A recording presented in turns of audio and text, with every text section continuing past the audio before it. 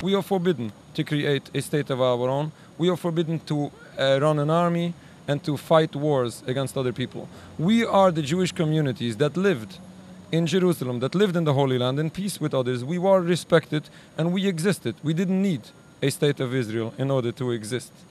Once this philosophy of Zionism, this state of Israel was created, was established, the first step they did is a rebellion against the Almighty by violating the very basics of Jewish religion, of creating a sovereign Jewish homeland and forming this army, which is a terrible disaster. It's not only a rebellion against transgression against Jewish law, it also endangers people, Jewish people, since this all they are doing is being committed in our name. What happens now is it's not only they want to do their actions in our name, they want us to commit all these violations they are doing. And this is not something we are going...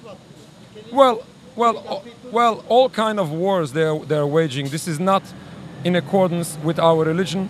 We are the Jewish people who never waged wars against other people. Since 2,000 years ago, we are in exile, and we are strongly adherent to the teachings of our traditions, of our religion, and of what was passed on to us for many generations. So if they are forcing you to do that, what are you going to do? Well, we are certainly going to refuse. We refused for decades. We are still refusing. We are being arrested for this. It's our communities in Jerusalem being beaten, harassed in a terrible manner.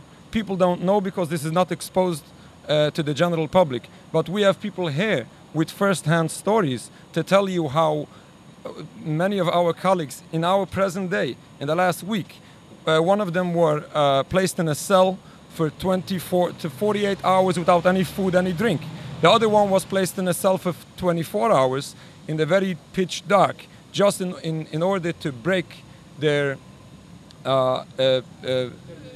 yes, in other words, to break their policies. This is something we are not going to give in to, and this is something we would be steadfast. And we, as American Jews, other Jewish communities worldwide, are in total support to these people refusing, and we will support them in all manners possible. And we do say that we would anytime prefer a non-Jewish government in the Holy Land.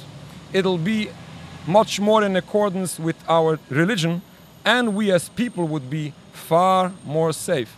As the case was before the establishment of the State of Israel, Jews were far more safe religiously, practically, as far as keeping our commandments and traditions. We are in a much more difficult situation today under the government of Israel.